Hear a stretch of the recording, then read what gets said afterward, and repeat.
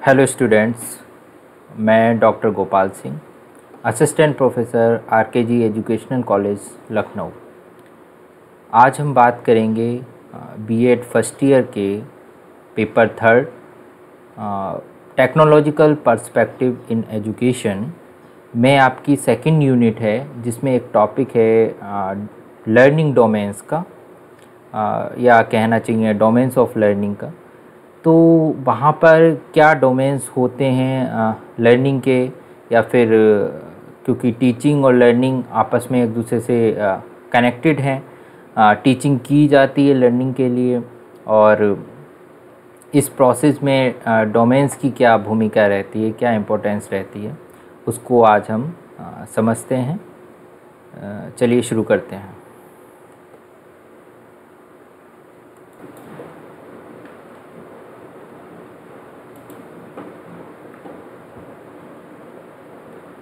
हम बात करते हैं डोमेन्स ऑफ लर्निंग की। डोमेन्स ऑफ लर्निंग क्या है? देखिए, आपके सामने एक फिगर दिख रहा है। उस फिगर में 3 डोमेन्स हैं। एक साइकोमोटर है, अफेक्टिव है, कॉग्निटिव है। अब किस तरीके से इनका क्लासिफिकेशन किया गया है और क्यों किया गया है इनका क्लासिफिकेशन, ये दोनों बातें बहुत ही ज़्यादा इम्पोर्टेंट हैं। अच्छा, सबसे पहले समझते हैं किस प्रकार किया गया है इनका क्लासिफिकेशन। क्लासिफिकेशन इनका जो किया है वो हम किस तरीके से सीखते हैं, मतलब कि हम करके भी सीखते हैं, हम किसी बात को सोचकर या फीलिंग्स के साथ जुड़कर भी सीखते हैं, या फिर हम किसी प्रकार के नियमों को या सिद्धांतों को पढ़कर भी सीखते हैं। तो इस तरीके से हमारे जो लर्निंग के डोमेन्स हैं उनको अलग अलग क्लासिफाइड कर दिया गया है। वो 3 उनकी कैटेगरी बनाई गई हैं, जिसमें सबसे पहले आता है कॉग्निटिव, फिर दूसरे नंबर पे आता है अफेक्टिव और तीसरे नंबर पे आता है साइकोमोटर। अब दूसरी बात है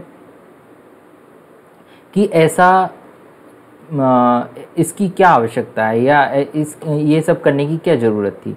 तो अगर हम ऑब्जेक्टिव्स की बात करें, क्योंकि जब भी हम क्लासरूम में जाते हैं, एंटर करते हैं, तो सबसे पहले हमारे पास में होते हैं ऑब्जेक्टिव्स कि हम क्या करने आए हैं क्लास में। एज ए टीचर हम क्या सिखाने वाले हैं अपने बच्चों को, अपने स्टूडेंट्स को।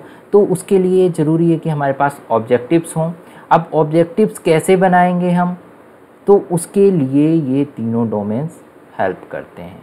क्योंकि कुछ हम जो टीचिंग लर्निंग प्रोसेस करते हैं उसमें कुछ हमारा पार्ट होता है कॉग्निटिव डोमेन से रिलेटेड, कुछ होता है अफेक्टिव डोमेन से रिलेटेड, और कुछ होता है साइकोमोटर डोमेन से रिलेटेड। तो इन तीनों को थोड़ा और अच्छे से डिटेल्स में समझते हैं। डोमेन्स ऑफ लर्निंग, जो कि आपकी ब्लूम्स की टैक्सोनॉमी के नाम से भी इसको जाना जाता है। ब्लूम्स की टैक्सोनॉमी आप जब पेडागोजी पढ़ेंगे या टीचिंग मेथड्स के सब्जेक्ट पढ़ेंगे, तब आपको ये ब्लूम्स टैक्सोनॉमी बहुत बार या हर एक सब्जेक्ट में आपको दिखेगा। और जब आप लेसन प्लान की तरफ मूव करेंगे तब भी आपको इसी से होकर गुजरना पड़ेगा, क्योंकि जब आप ऑब्जेक्टिव्स की बात करते हैं तो ब्लूम्स टैक्सोनॉमी के बिना ऑब्जेक्टिव्स बन ही नहीं सकते। अब यहाँ पे इसलिए यहाँ पे डोमेन्स ऑफ लर्निंग, इसका दूसरा नाम ब्लूम्स टैक्सोनॉमी है। क्योंकि इसका दूसरा नाम ब्लूम्स टैक्सोनॉमी क्यों है? क्योंकि डोमेन्स को ब्लूम्स ने क्लासिफाइड किया है। ठीक है, तो अब यहाँ पे बात करते हैं तीनों डोमेन की। सबसे पहला कॉग्निटिव डोमेन है, जो कि डॉक्टर BS ब्लूम ने 1956 में दिया था। दूसरा जो डोमेन है वो अफेक्टिव डोमेन है, वो क्रतवाल 1964 में दिया था। और तीसरा है साइकोमोटर डोमेन, जो सिम्पसन ने दिया था 1969 में। ठीक है, कॉग्निटिव डोमेन को हिंदी में बोलते हैं संज्ञानात्मक पक्ष, और अफेक्टिव डोमेन को बोलते हैं भावात्मक पक्ष, और साइकोमोटर को क्रियात्मक पक्ष बोलते हैं। अब यहाँ पे तीनों आप कहेंगे कि ब्लूम ने दिया है, और 3 यहाँ पे अलग अलग क्रतवाल और सिम्पसन, इनका नाम क्यों है?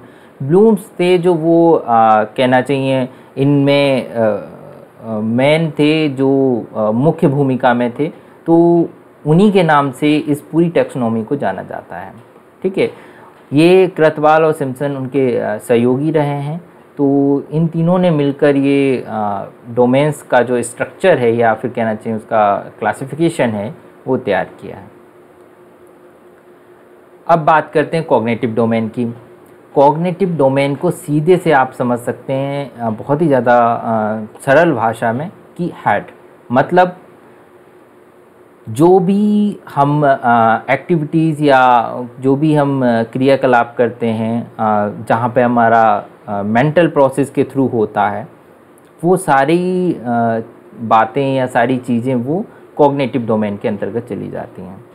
फॉर एग्ज़ाम्पल, जैसे कि मैं आपसे कहूँ कि 2 की टेबल सुनाइए, आपने बचपन में पढ़ी है, आप उसको रिकॉल करेंगे, आप मुझे सुनाएंगे, ठीक।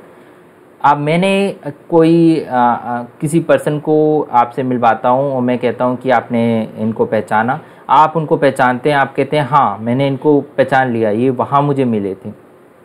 तो आपने फिर उनको पहचानने में जो अपनी मेंटल प्रोसेस की, वो सारी एक्टिविटीज़ आपकी कॉग्निटिव डोमेन के अंतर्गत आती है। यहाँ पे सारी की सारी मेंटल एक्टिविटीज़ होती हैं। जैसे कि आप किसी भी साइंस की बात करें या फिर मैथमेटिक्स की बात करें, आप किसी भी फॉर्मूले को याद कर लेते हैं, या फिर साइंस की बात करें तो किसी भी प्रिंसिपल्स को याद कर लेते हैं, उनको फिर ज़रूरत पड़ने पे उनको रिकॉल करते हैं। तो ये सारी एक्टिविटीज़ कॉग्निटिव डोमेन के अंतर्गत आती हैं, जिसे हम हेड से जोड़ सकते हैं। दूसरी चीज़ आती है एलिमेंट्स क्या होते हैं कॉग्निटिव डोमेन्स के, क्योंकि हमें ये तो पता लग गया कॉग्निटिव डोमेन क्या है, लेकिन कॉग्निटिव डोमेन के अंतर्गत क्या क्या एलिमेंट्स आते हैं, ठीक। तो इसमें हम बात करेंगे, देखिए सामने आपके स्क्रीन पे दिख रहा है, यहाँ पे 6 एलिमेंट्स दिख रहे हैं। आपको बुक में इनके हो सकता है थोड़े बहुत नाम चेंज मिलें, क्योंकि इंग्लिश में अधिकतर बुक्स में यही नाम रहते हैं, हिंदी में कुछ नाम इधर उधर कर दिए जाते हैं।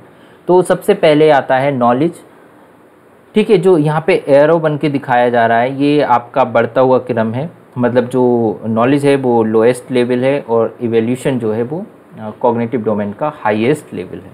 तो सबसे पहले नॉलेज में क्या आता है, नॉलेज में वही सारी बातें कि हमने कोई प्रिंसिपल, कोई फार्मूला, कोई नियम, ये सारी चीज़ें हमने याद कर ली या हमने सीख ली, तो वो नॉलेज में आ गया।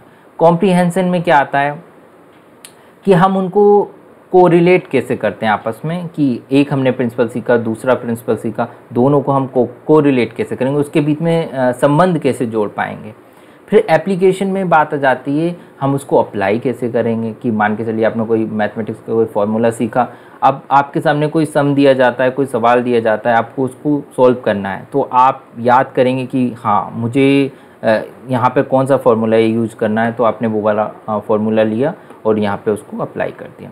एनालिसिस में क्या होता है कि हम उस चीज़ को, जो भी हमने सीखा है, उनको छोटे छोटे हिस्सों में बांट लेते हैं या उसका विश्लेषण कर लेते हैं, कि हमारे अंदर ये भी एक क्षमता विकसित हो जाती है कि हम चीज़ों को छोटे छोटे हिस्सों में बांट सकें।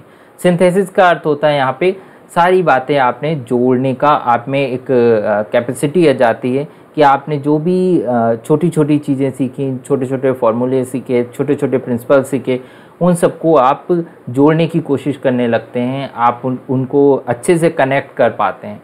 इवैल्यूएशन का मतलब है यहाँ पे मूल्यांकन से, कि आप उसको मूल्यांकित कैसे करते हैं, कैसे उसको इवैल्यूट करते हैं, तो वो भी आपके में ये आपकी 6 के 6 एलिमेंट्स आपके कॉग्निटिव डोमेन के अंतर्गत आते हैं, ठीक है। अब ये 6 एलिमेंट्स आपको पता होने चाहिए कि कौन कौन से एलिमेंट्स आते हैं। ये भी आपके एक कहीं पे भी कंपटीशन एग्ज़ाम में भी पूछ लिया जाता है कि क्या एनालिसिस किस डोमेन का एलिमेंट है, तो आपको पता होना चाहिए कि कौन कौन से डोमेन के अंतर्गत कौन कौन से एलिमेंट्स आते हैं। आगे बात करते हैं अफेक्टिव डोमेन की। अफेक्टिव डोमेन मतलब भावात्मक पक्ष। देखिए, इसको हम हार्ट से जोड़ सकते हैं। जो भी हमारी फीलिंग्स होती हैं, जो भी हमारा एटीट्यूड होता है, वो इमोशनली जुड़ा हुआ होता है, या कहना चाहिए वो हमारा सारा जो हमारा इमोशनल पक्ष है या भावात्मक पक्ष है, उससे जुड़ा होता है। जैसे कि मान के चलिए मैं कोई मोटिवेशन की एक वीडियो देखता हूँ और मैं मोटिवेट हो जाता हूँ, और मोटिवेट होकर मैंने कुछ काम कर लिया, तो कहीं ना कहीं मैंने क्या करा है कि किसी एक फीलिंग से जुड़ा हूँ मैं, एक मोटिवेशन मिला मुझे किसी के थ्रू, और वहाँ से मैंने ये काम को अपने मतलब हार्ट का यूज किया और मैंने वो काम कर लिया। तो ये सारी चीज़ें आपकी आती हैं कि आप वैल्यू कैसे दे रहे हैं किसी को, फीलिंग्स क्या है आपकी, अप्रिशिएट कैसे कर रहे हैं, मोटिवेट कैसे कर रहे हैं, आपका क्या एटीट्यूड है। जैसे मैं कहूँ कि मेरा एटीट्यूड ये है कि मैं हर बात को साइंटिफिकली सोचता हूँ, मैं ये उसमें तर्क वितर्क करता हूँ कि ये चीज़ ऐसे क्यों हुई या ऐसे क्यों नहीं हुई। तो ये सारी चीज़ें मेरी एटीट्यूड हैं। तो ये सारी जो बातें हैं वो आपकी अफेक्टिव डोमेन के अंतर्गत आती हैं, जिसे सीधे से हम हार्ट से, हृदय से जोड़ सकते हैं। अब इसके एलिमेंट्स क्या रहते हैं अफेक्टिव डोमेन के, उसकी बात कर लेते हैं। देखिए इसमें भी आपके सामने 6 एलिमेंट्स आते हैं: receiving, responding, valuing, conceptualisation, organisation, characterisation. क्या क्या है ये सारी चीज़ें? देखिए रिसीविंग का मतलब ये है कि कोई भी बात, कोई भी कॉन्सेप्ट, कोई भी नियम, कोई भी सिद्धांत आप कैसे रिसीव करते हैं, मतलब आप क्या उसे पाने के लिए तैयार हैं। तो यहाँ पे सबसे पहले रिसीविंग आता है, क्योंकि आप देखते हैं कि फीलिंग्स में सबसे ज़रूरी बात ये है कि हम दूसरे की फीलिंग्स को समझने के लिए पहले तैयार तो हों, तभी तो हम उसकी फीलिंग्स को समझेंगे। फिर रिस्पॉन्डिंग, हम रिस्पॉन्स करने के लिए भी तैयार होने चाहिए, हम उसको कुछ ना कुछ उत्तर देंगे, कुछ ना कुछ हम भावात्मक उससे बात कहेंगे, कुछ ना कुछ इशारा करेंगे जिसकी वजह से उसको रिस्पॉन्स मिल सके। ठीक है। वैल्यूइंग का मतलब है एक स्केल, कि हम किस स्केल पे उस बात को रख रहे हैं। अब इसके लिए हम एक बात समझते हैं। आपके पास एक 100 का नोट है, एक आपके पास 10 रुपये का नोट है। ठीक है। 10 रुपये का और 100 का जो आपके पास नोट है, आप किसको कितनी वैल्यू दे रहे हैं, ये आपने एक स्केलिंग बना रखी है। स्केलिंग चाहे वो स्टैंडर्ड स्केलिंग है, चाहे वो पूरे राष्ट्रीय स्तर की स्केलिंग है, लेकिन एक स्केलिंग तो है। आपको पता है किसकी क्या वैल्यू है। तो वो स्केलिंग में आपने कहाँ पर किस बात को कितना ऊपर कितना नीचे रखा है, ये वैल्यूइंग में आता है। ठीक है। इसी तरीके से हम किसी की बात सुनते वक्त या कोई कॉन्सेप्ट समझते वक्त भी हम वैल्यूइंग ये इस एलिमेंट का यूज़ करते हैं। हम कोई क्लासरूम में बैठे हुए हैं और कुछ टीचर कोई कॉन्सेप्ट समझा रहे हैं, तो हम किस कॉन्सेप्ट को कितनी वैल्यू दे रहे हैं। ठीक है। तब हम उससे अटैच हो पाएंगे, उससे अफेक्टिव डोमेन के साथ अटैच हो पाएंगे, और फिर हम उसे उतना ही सीख पाएंगे। ठीक। अब बात आती है कॉन्सेप्चुलाइजेशन की।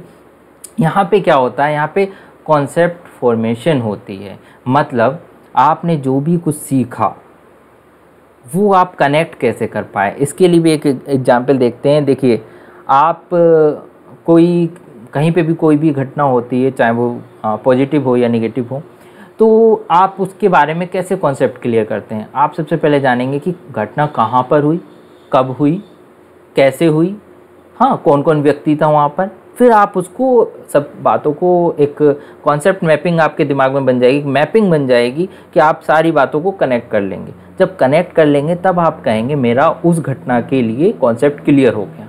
इसी तरीके से आपका कहना चाहिए एजुकेशन सिस्टम में भी है। जब आप कोई भी नया प्रिंसिपल, कोई भी नई चीज़ सीखते हैं, नया कोई भी कॉन्सेप्ट सीखते हैं, तो आपके उससे एक आपकी कनेक्टिविटी हो जाती है सारी बातों से। तब आप कहते हैं कि मेरा कॉन्सेप्ट क्लियर हो गया। या आप कई बार ये कहते हैं कि मेरा कॉन्सेप्ट क्लियर नहीं हुआ। ये उसका मतलब यही है कि आपको उससे रिलेटेड जो बातें हैं वो आपकी कनेक्टिविटी सही नहीं हो पाई। ठीक है। तो कॉन्सेप्चुलाइजेशन का मतलब है कि आप कितना अच्छे से कनेक्ट कर पा रहे हैं दूसरी बातों से। और ऑर्गेनाइजेशन, जब आपके कॉन्सेप्ट फिर डिफरेंट कॉन्सेप्ट बनते हैं, आपके हर एक कहना चाहिए कंटेंट का अलग कॉन्सेप्ट, दूसरे कंटेंट का अलग कॉन्सेप्ट, फिर उसको ऑर्गेनाइज कैसे करते हैं, मतलब आप कैसे सेट रखते हैं कि बातों को कैसे एडजस्ट करेंगे। एडजस्ट में भी यहाँ पे एक रिलेशन आता है कि आप उन बातों को कैसे एक दूसरे से रिलेट करते हैं। जैसे आपके ही एक सब्जेक्ट में कितनी यूनिट होती हैं और उस यूनिट में भी अलग अलग टॉपिक्स होते हैं। आपने अलग अलग टॉपिक्स के लिए अलग अलग कॉन्सेप्ट सीखे, फिर उन सब बातों को कैसे आपने एक यूनिट से जोड़ लिया और यूनिट में आपने ऑर्गेनाइज कर लिया कि हाँ ये वाला जो टॉपिक है हमारा वो इस यूनिट का है और ये वाला टॉपिक हमारे इस यूनिट का है। इस तरीके से एक तरीके से आप ऑर्गेनाइज करते हैं उन सारे कॉन्सेप्ट को। फिर आती है कैरेक्टराइजेशन की बात, जहाँ पे आप का एक तरीके से इसे चरित्र निर्माण भी बोला जाता है कि आपके वो चीज़ उसमें दिखने लगता है कि करैक्टर में दिखने लगता है कि आपने जो चीज़ सीखी है वो आप उसके बारे में बताने लगते हैं, अच्छे से समझाने लगते हैं। साइकोमोटर डोमेन क्या है ये? अब यहाँ पे आप इसको हैंड से रिलेट करेंगे। कैसे रिलेट करेंगे? क्योंकि यहाँ पे बात आती है स्किल डेवलपमेंट की, मतलब कि जो भी बातें ऐसी हों जहाँ पे आप एक्शन लेते हैं, मतलब उसको किसी न किसी क्रिया के द्वारा करते हैं। ठीक, जैसे आपने एक एग्जाम्पल, जैसे कि आप ड्राइंग करते हैं। ड्राइंग करने के लिए आपको हाथों का या कोई भी फिजिकल मूवमेंट की ज़रूरत होती है। कोई भी आप नई चीज़ बना रहे हैं या कोई भी जैसे आप फिगर में देख रहे हैं कि कोई भी हम टॉय है, खिलौना है, उसको भी हम जोड़ने का प्रयास कर रहे हैं, तो वो वहाँ पे भी हमारी एक फ़िज़िकल एक्टिविटी काम कर रही है। तो ये जहाँ पे भी फिज़िकल एक्टिविटी या कोई भी एक्शन आता है, वहाँ पर सारी बातें साइकोमोटर डोमेन के अंतर्गत चली जाती हैं, जिसको हमने किससे कोरिलेट किया है? हैंड से।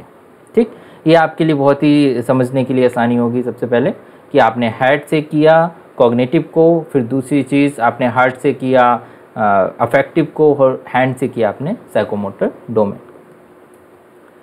अब बात आती है एलिमेंट्स क्या हैं साइकोमोटर डोमेन के, तो इसको भी थोड़ा सा समझ लीजिए। Impulsion, manipulation, control, coordination, naturalisation, habit formation. यहाँ पे भी 6 एलिमेंट हैं। और क्या मतलब है इनका? इम्पल्सन का मतलब है उत्तेजित होना। ठीक है, उत्तेजित होना का मतलब कभी भी हम जब काम कुछ करने जा रहे होते हैं, हम ड्राइंग भी बनाने जा रहे हैं, तो हमारे अंदर एक उत्तेजना होती है कि हमें ये चीज़ बनानी है, तो उसके लिए पहले तैयार होना है। जब साइकोमोटर डोमेन के अंदर हम प्रवेश करते हैं, तो सबसे पहले हमें हमारे अंदर आती है कि हम उस कार्य के प्रति उत्साही हैं या नहीं हैं, उत्तेजित हैं या नहीं हैं। फिर मैनिपुलेशन का मतलब होता है यहाँ पे कार्य करना। वैसे इसका अर्थ जोड़ तोड़ करना होता है, लेकिन यहाँ पे जो उसका अर्थ है हिंदी में, वो कार्य करना है कि हम जब हम उत्तेजित होंगे फिर उसको हम कार्य करेंगे। कार्य करने के बाद में कंट्रोल करेंगे। कंट्रोल में क्या आता है, क्या क्या एक्शन हमें करने हैं और क्या क्या नहीं करने हैं। हम एक ड्राइंग बनाने जा रहे हैं और ड्राइंग में हमें एक कोई सीन बनाना है, तो सीन में हम ये नहीं है कि सारी चीज़ें बना देंगे, हम उसमें और भी एक्स्ट्रा जो चीज़ें हमें आती हैं ड्राइंग करनी वो सारी चीज़ें बना देंगे। हम कंट्रोल करेंगे कि हमें बनाना क्या है, पर्टिकुलर उसी डायरेक्शन में जाएंगे। कोऑर्डिनेशन, फिर हम उन सारी बातों को कोऑर्डिनेट करेंगे, उसके साथ में हम एक तरीके का समझौता करेंगे। समझौता वर्ड मैंने इसलिए यूज किया क्योंकि हमारे दिमाग में बहुत सारी बातें आती हैं जो हमने कंट्रोल कर ली। कंट्रोल करने के बाद में हमने अपने मन को तो नियंत्रित कर लिया, लेकिन फिर हम उसके साथ में किस तरीके से एडजस्ट होते हैं कोऑर्डिनेशन के साथ में, वो आता है इस स्टेप में। फिर आता है नेचुरलाइजेशन। फिर हमारा यहाँ पे कहना चाहिए जो स्वाभाविकरण है वो यहाँ पे विकसित हो जाता है। और फिर लास्ट में आती है हमारी हैबिट फॉर्मेशन, कि हमारे पहले स्वभाव में आ गई वो वाली बात जो हमने करके देख ली, और फिर हमारी हैबिट फॉर्मेशन मतलब फिर हमारे आदत का निर्माण हो गया, वो हमारी आदत बन गई। तो ये लास्ट एलिमेंट है सबसे हाईएस्ट लेवल का, कि वो कोई भी हमने बात जो सीखी है वो हमारी फिर आदत बन जाती है। अब बात करते हैं कि कुछ एग्जाम्पल्स की कॉग्निटिव डोमेन से रिलेटेड। मैंने आपको शुरू में भी बताया था। रिकॉल मतलब किसी को कोई हमने बात पहले पढ़ रखी या देख रखी, उसको फिर से पुनः स्मरण करना, तो वो रिकॉल है। दूसरा रिकॉग्निशन मतलब किसी को पहचानना। तो ये एग्जाम्पल्स हैं उसके कॉग्निटिव डोमेन के। अफेक्टिव डोमेन के एग्जाम्पल्स इंटरेस्ट मतलब रुचि, एटीट्यूड, वैल्यू, ये सारी बातें अफेक्टिव डोमेन के अंतर्गत आती हैं। साइकोमोटर डोमेन में क्या आता है, ड्राइंग स्किल आती है, कंप्यूटेशन स्किल आती है, मतलब जो बातें ऐसी जिसमें हम एक्शन कर रहे हैं या एक्शन ले रहे हैं वो साइकोमोटर डोमेन के अंतर्गत आती हैं। अब बात कर लेते हैं क्या क्या हमने सीखा। डोमेन्स ऑफ लर्निंग में हमने 3 डोमेन्स पढ़े। 3 डोमेन्स, पहला डोमेन कॉग्निटिव था जिसको हमने हेड से जोड़ा, दूसरा डोमेन अफेक्टिव डोमेन था जिसको हमने हार्ट से जोड़ा, और साइकोमोटर डोमेन जिसको हमने हैंड से जोड़ा। ठीक है, थैंक यू वेरी मच।